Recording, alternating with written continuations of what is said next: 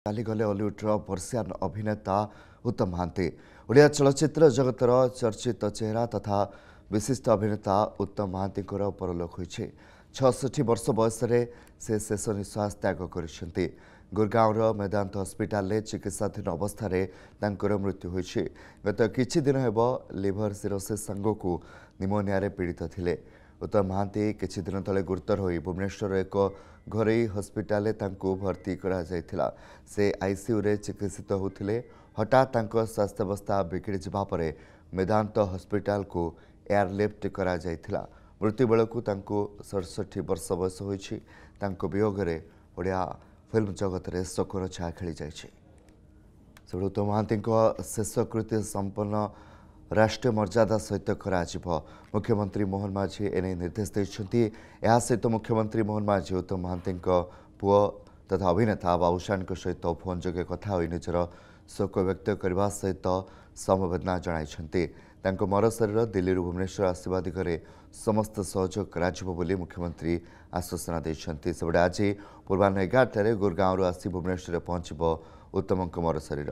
ବିଶିଷ୍ଟ ଅଭିନେତା ତଥା ଓଡ଼ିଆ ସିନେ କଳାକାର ସଂଘର ସାଧାରଣ ସମ୍ପାଦକ ଶ୍ରୀତମ ଦାସ ଏହି ସୂଚନା ଦେଇଛନ୍ତି।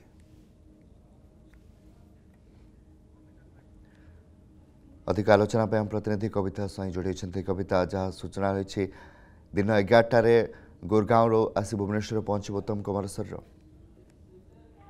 ନିହାତି ଭାବରେ କମଳାକାନ୍ତ ଆମେ ଯଦି କହିବା ଯାହା ବର୍ତ୍ତମାନର ଅପଡେଟ୍ ଆସିଛି କି ଦିନ 11ଟା ବେଳେ ଏୟାରପୋର୍ଟରେ ପହଞ୍ଚିବ ଅଭିନେତା ବରିଷ୍ଠ ଅଭିନେତା ଉତ୍ତମ ମହାନ୍ତିଙ୍କ ମରଶରୀର। ପରବର୍ତ୍ତୀ ସମୟରେ ତାଙ୍କର ବରମୁଣ୍ଡା ସ୍ଥିତ ବାସଭବନକୁ ନିଆଯିବ। ସେଠାରେ ଶେଷ ଦର୍ଶନ କରିବେ ଅଲିଉଡର ଯଦି କଳାକାର ଅଛନ୍ତି ବା ଯେଉଁମାନେ ଚାହିଁଲେ ଦର୍ଶନ କରିପାରିବେ ଏବଂ ପରବର୍ତ୍ତୀ ପର୍ଯ୍ୟାୟରେ ରାଷ୍ଟ୍ରୀୟ ମର୍ଯ୍ୟାଦା ସହିତ ସମ୍ପନ୍ନ ହେବ ଶେଷକୃତ୍ୟ ଯାହା ରହିଛି।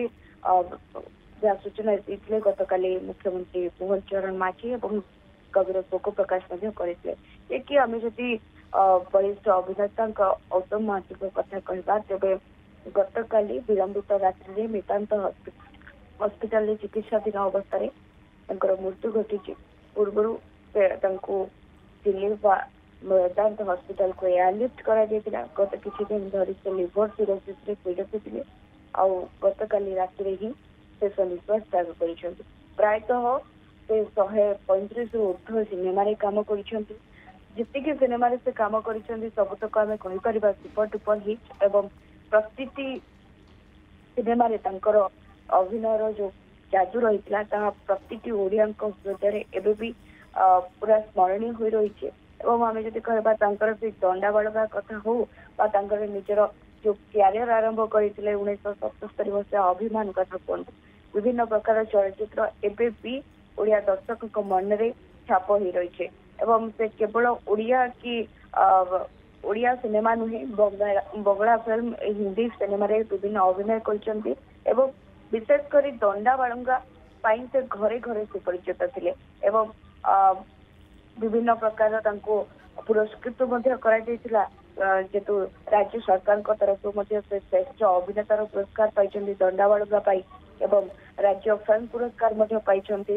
ସେଇ ଝିଅଟି ସୀତା ପରି ଯୋଉ ଫିଲ୍ମ ରହିଥିଲା 1983 ମସିହାରେ ରାଜ୍ୟ ଫିଲ୍ମ ପୁରସ୍କାର ମଧ୍ୟ ପାଇଥିଲେ ଏବଂ ଅନେକ ପୁରସ୍କାର ପାଇବା ସହ ତାଙ୍କର ଅଭିନୟର ଛାପ ଏତେ ସୁନ୍ଦର ଥିଲା। ତାଙ୍କ ଅଭିନୟ ଆମେ ଛୋଟବେଳୁ ତାଙ୍କ ଅଭିନୟ ଦେଖିକି ବଡ ହେଇଛେ ଏବଂ ଯୋଉ 90 ଦଶକର ଯେତିକି କଳାକାର ରହିଥିଲେ ସେଥିମଧ୍ୟରୁ ଉତ୍ତମ ମହାନ୍ତି କହିଲେ ଘରେ ଘରେ ସୁପରିଚିତ। ଆଉ ପ୍ରତିଟି ଆଜି ଯେତେବେଳେ ସେ ନାହାନ୍ତି